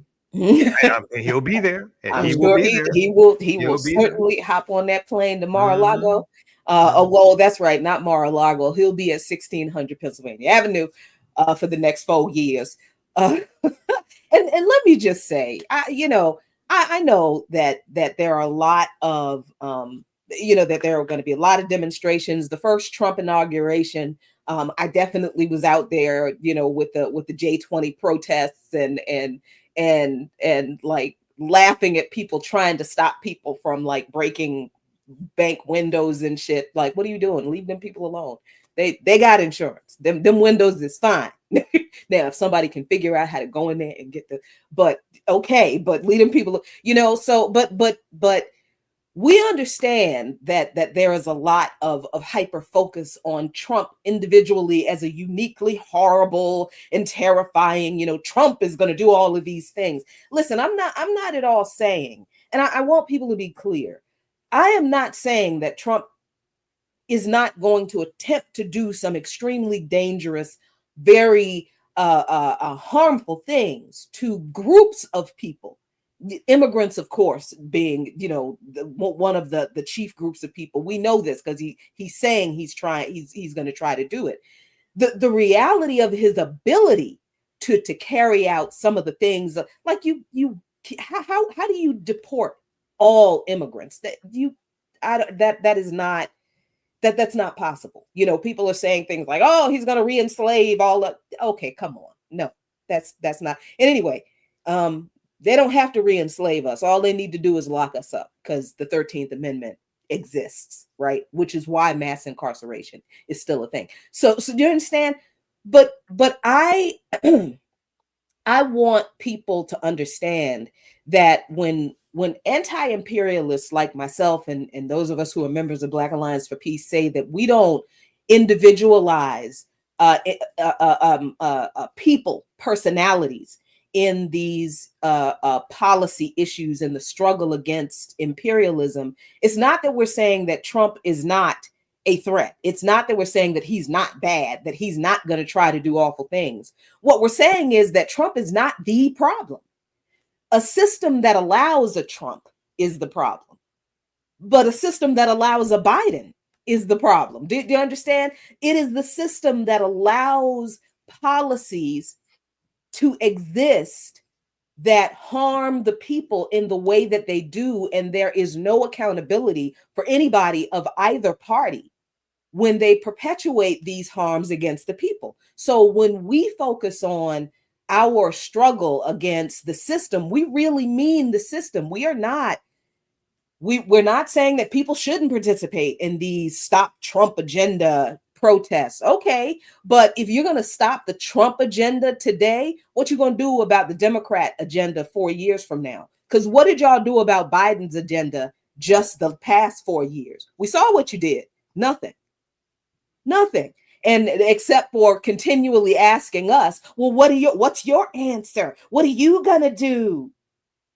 So you're not going to see a whole lot of, you're not going to see me at these Stop the Trump agenda protests. I will not be speaking in any of them. I will not be attending any of them because I'm not interested in stopping the Trump agenda. I'm interested in stopping the capitalist, imperialist, US hegemonic agenda. The entire system. All of them need to go, not just Trump. And if we're only going to focus on Trump, then 4 years from now, we're going to be having the same conversation that we had last year about where y'all at in opposing Biden, this system being directed under Biden. So yeah, I'm not feeling this. Oh, we need to stop the Trump agenda. No, we need to destroy this whole system. Yeah, and on that note, though, like, so some of us are planning, for those of us who do want to participate.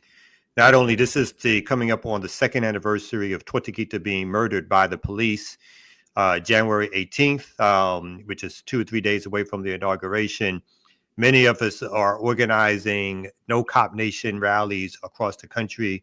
And we are clear that whether or not, I'm dropping in the chat some information on it, and we are clear that whether Harris was elected or Trump was elected, some of these protests, at least the ones that we're trying to organize the folks with, were going to happen anyway, because we think it's important that these protests take place, because I think this is a heightened time period, again, whether it was Harris or not, or Trump.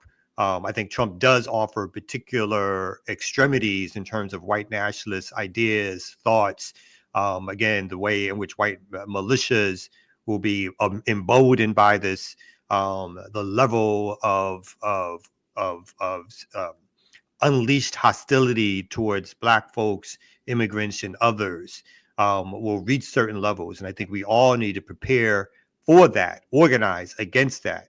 And so I dropped in the chat some places. It's called nocopnation.org. If anybody is interested in organizing a rally and or a demonstration during that time period, there's an info email there for them to do that. Again, this is around the second anniversary. We're doing it for like 4 or 5 days. Any rally, demonstration, teaching, whatever you think that you can do and that's needed to do, please do. We want folks to show that, we did this originally when Trump came out, and we did one when the last time when Biden won, which was to show ourselves to be ungovernable and prepared in beginning to organize, because we cannot be unorganized during a time period, particularly where white militias are even more emboldened than they ever will be. And so we have to take that into account. Again, nocopnation.org. If there's something that you can do to show people, again, about what the system is, what is Trump's particular manifestation within the system, what's the Democrats' role in this system, then the 18th, 19th, 20th, 21st, whatever you can do, please do so. And so I just want to put that announcement out there to people and allow my man Ear Doctor to come up and give us another break, before it's too late. All right. That's what I'm talking about. Kim, you getting props for your hat. So you look like almost indefinitely. Almost what? Instead of most deaf, she looks like almost indefinitely. It's too early in the year. Listen, we only 7 days into the year. It's been a while. For the year for that, you could have waited until the end of the month for that. I can't. This is me. Oh God. Oh my God. I know. I'm terrible. All right, so let's take a quick break. You almost there, Kim. All right, we're gonna take a quick break and come back right here on the Remix Morning Show. Let's go. Ladies and gentlemen, woo! Get on your hustle, baby.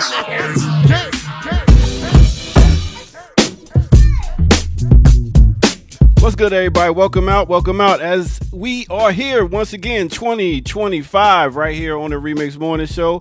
You are tuned in to Black Liberation Media. I go by the name of the Ear Doctor, and what did I want to do right now is I wanted to start doing reviews on albums that came out.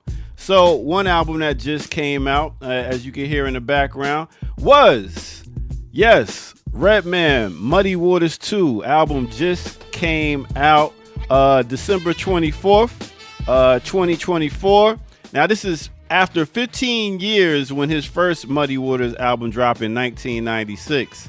So, yes, this is the sequel to that album right there. Now, I must say I appreciated this album due to the fact that it had so many, it took you back nostalgically when you're talking about having skits and stuff like that. He has over 32 titles for songs, but a lot of them are skits too. But he has different artists on there like KRS-One. He has artists on there like Snoop Dogg, Sheik Luch from The Lox, Faith Evans, Kid Capri, Method Man. He has a song called La La La La with Method Man. And he has one song when he brought out all of Jersey's finest. We talk about Artifacts, Channel Live, Heather B, Lady Luck, Lords of the Underground, Naughty by Nature, Nikki D, Queen Latifah, Rod Digger, and guess who? Shaquille O'Neal. Yes, he took all the jerseys. He's supposed to have Wise Intelligent in there too, but it is what it is. But yes, he has done another album, so I just wanted to point that out. Redman, Muddy Waters 2.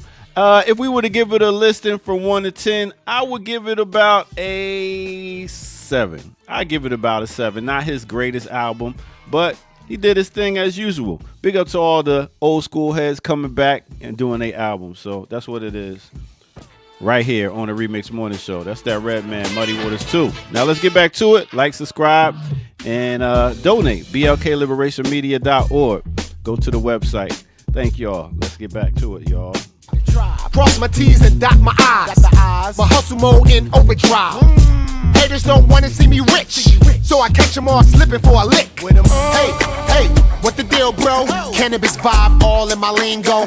Problemo, my 9 out the window. Blah, blah, blah, blah, blah. Hey. Ooh. Oh, I love Redman. He's still talking about smoking weed and shooting niggas. Oh, you gotta love a Renaissance man. Love him. Love him. Stay true to yourself, daddy. Oh my God. Yeah. I feel like a 7 was low though. No, it wasn't.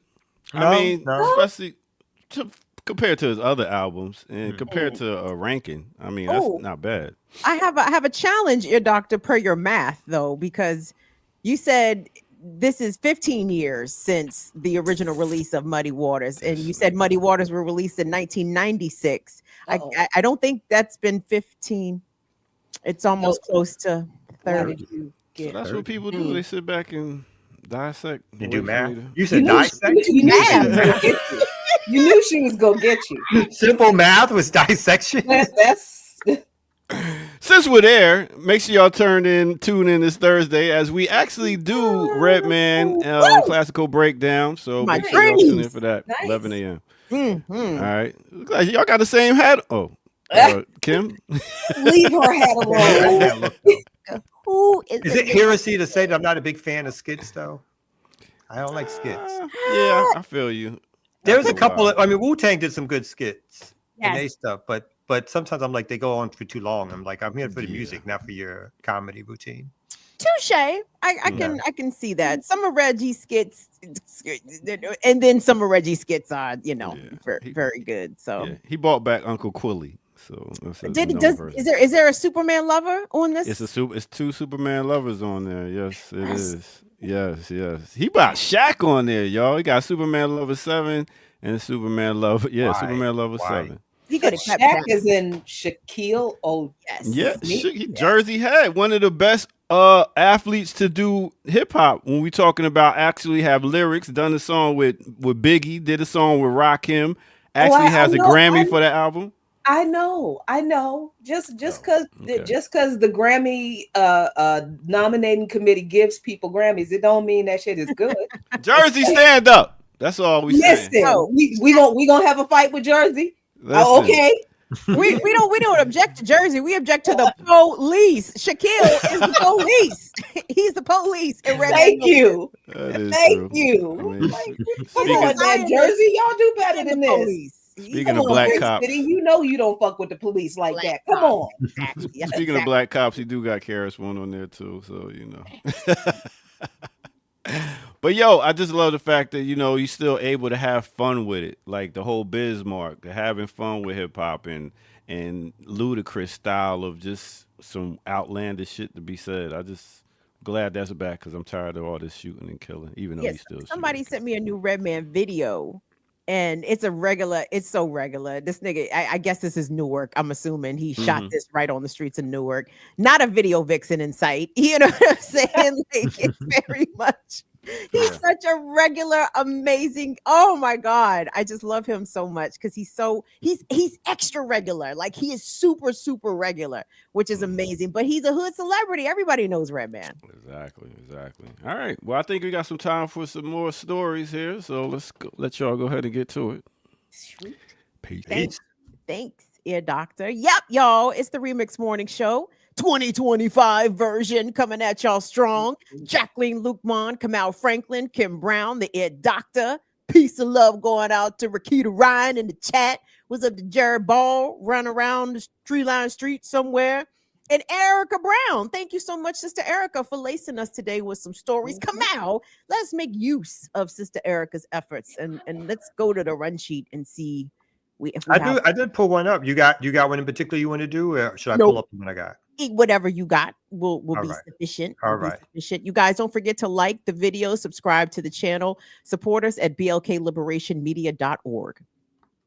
So, so staying on this theme of sort of right-wing politics and how they resonate with the business class, as well as get pushed from the bottom up. So McDonald's has decided is the latest company to roll back diversity goals.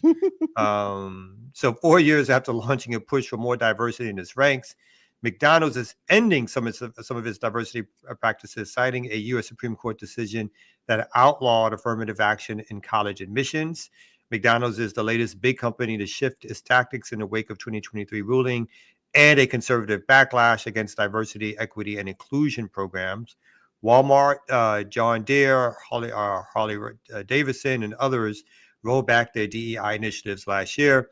McDonald's said Monday it will retire specific goals for achieving diversity at senior leadership levels. Of course, they never achieved those goals anyway, so it's not much of a rollback, motherfuckers. It also intended to end a program that encourages its suppliers to develop diversity training and to increase the number of minority group members represented within their own leadership ranks. McDonald's said it will also pause external surveys.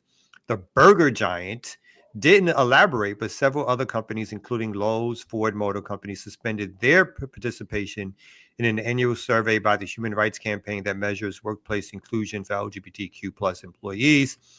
McDonald's, which has its headquarters in Chicago, rolled out a series of diversity initiatives in 2021 after a spat of sexual harassment lawsuits filed by employees and a lawsuit alleging discrimination brought by a group of Black former McDonald's franchise owners. And of course, always remember 2021 was in the midst of the 2020 uprisings against police murder of Black people. And you see what it takes then to get any response from U.S. corporations, government, or otherwise. It takes mass uprisings. As a world leading brand, this is a quote from the McDonald's chairperson, as a world-leading brand that considers inclusion one of our core values, we will accept nothing less than real, measurable progress in our efforts to lead with empathy, treat people with dignity and respect, and seek out diverse points of view to drive better decision-making. Again, said the president of the CEO, of McDonald's.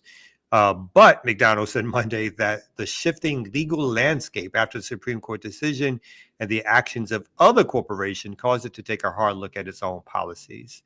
So I can keep going. The shifting political landscape may also have played a role. President-elect Donald Trump is a vocal opponent of diversity, equity, and inclusion programs.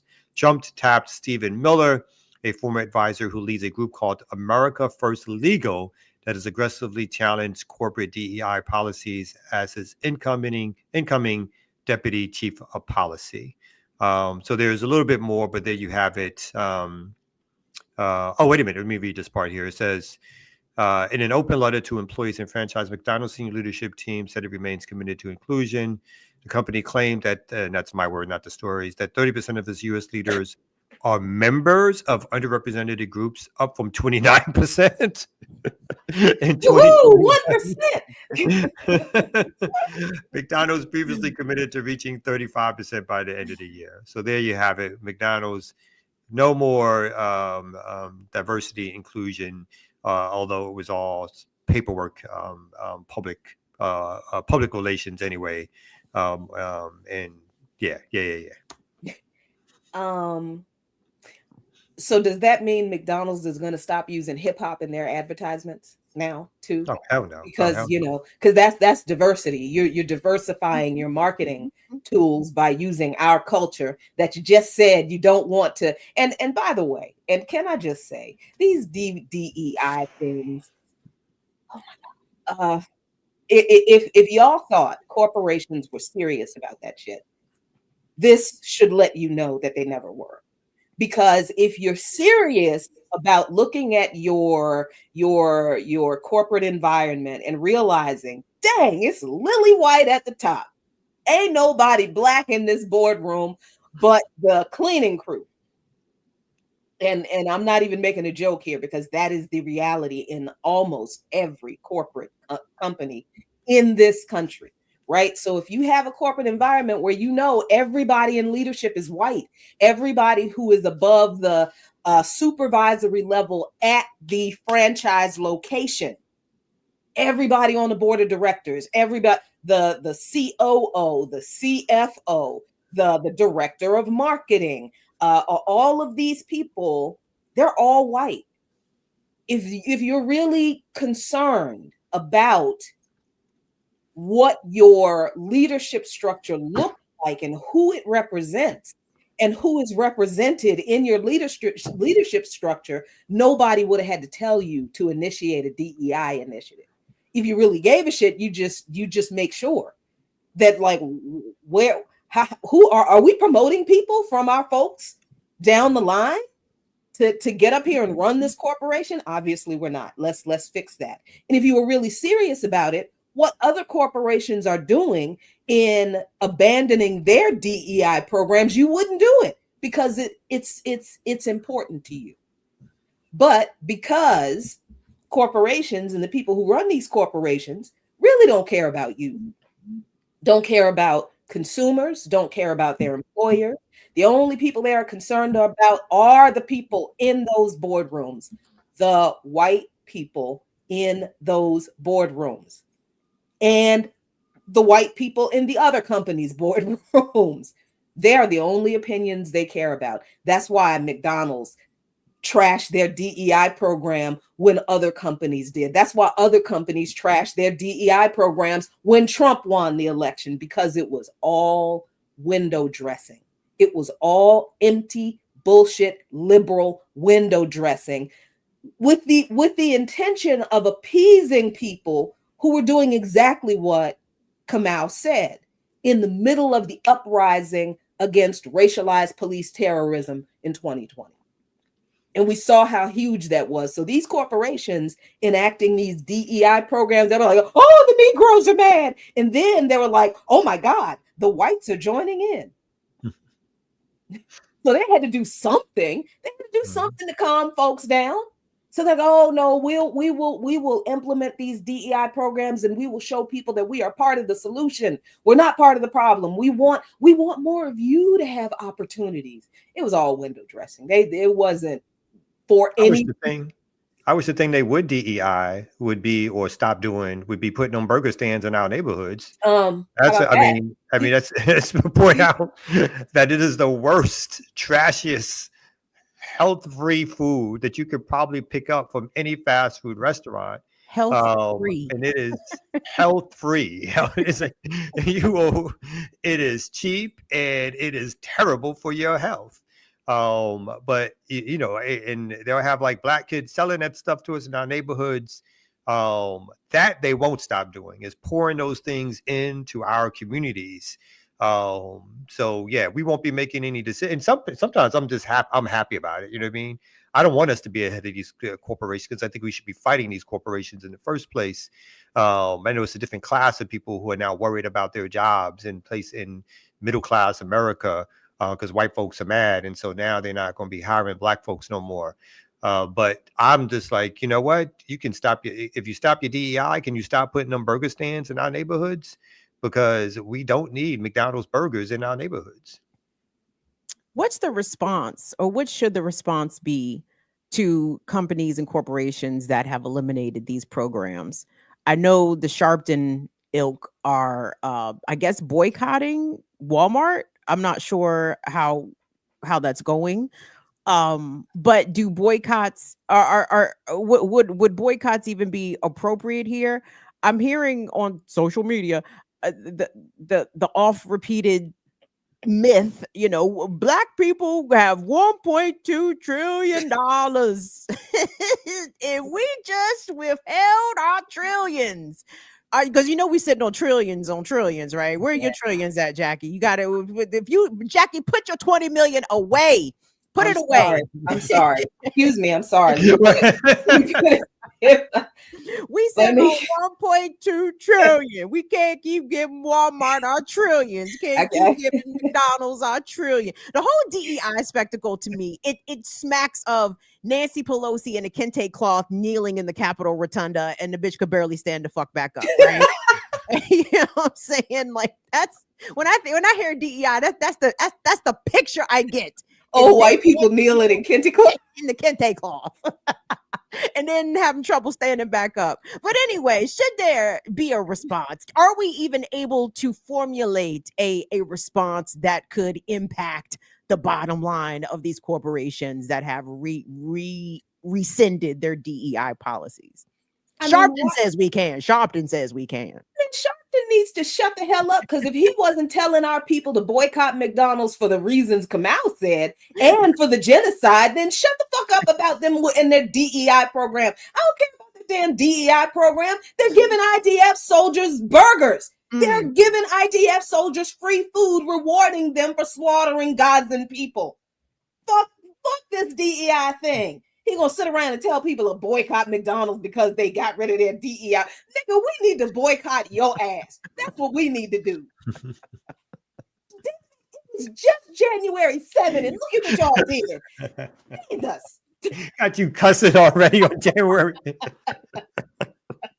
Black people, your trillions, withhold them trillions. Just that trillion you was about to go spend, don't spend that. Don't spend that over. You know what Sharpton looking for is a check. I mean, he's like, I can do some we don't got to call it diversity, but I can do some diversity training.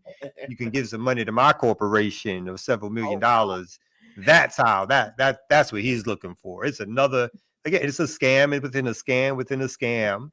Because the real solution is to not have to not have these burger joints in our neighborhoods, and let's not worry about that, right? Let's not worry. That's the McDonald's. Again, they're a bygone corporation in a lot of ways in the U.S. at least. Now, again, they still sell millions and millions of that trash product, but overseas is for them the growth industry, and so they're trying to take those same terrible burgers and stick them in other people's countries to get them eating off of their own sort of culturally relevant eating habits that have been developed for hundreds, if not thousands of years, right? McDonald's is going to come in there with some propped up bad commercials, and that's where they see their growth industry at, because so many people are in tuned to the fact that these murder burgers are not any good for our health. Well, I mean, that's really White Castle. We used to call White Castle murder burgers, but at McDonald's, White Castle ain't never done nothing to nobody. White Castle were murder burgers. You ate White Castle and to sop up all the liquor from the night out. They never hurt nobody. That was their job. They did. They did. You ate too much White Castle. You was hurting. Mao said he been hurt. Yeah, you was hurting. White Castle were murder burgers, but McDonald's is not far from the murder burgers. So yeah, you was on the toilet like this. Yeah, that's exactly.